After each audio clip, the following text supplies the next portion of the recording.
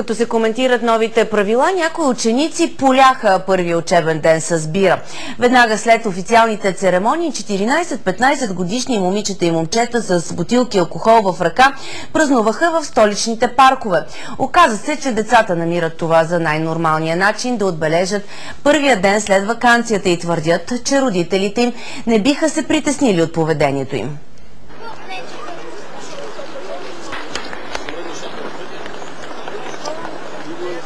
А ли е начина да отпразнувате началото на учебната година?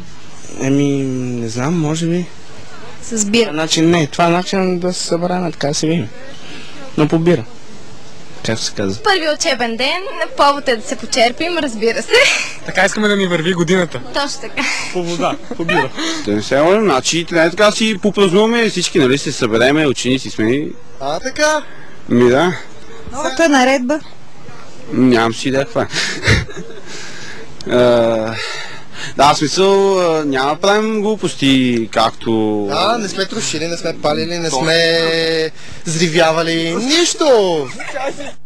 Тези момчета, които намират за нормално да се почерпят за началото на учебната година и то с доста бутилки водка и бира, с униформите на елитна езикова гимназия, за която се води битка при кандидатстването.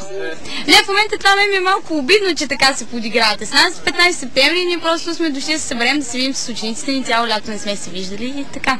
За съжаление обаче днешния ден не е изключение, признават други ученици. По-големите дори дават съвети на по-малките как точно да се пие, така че да не личи пред учители и родители.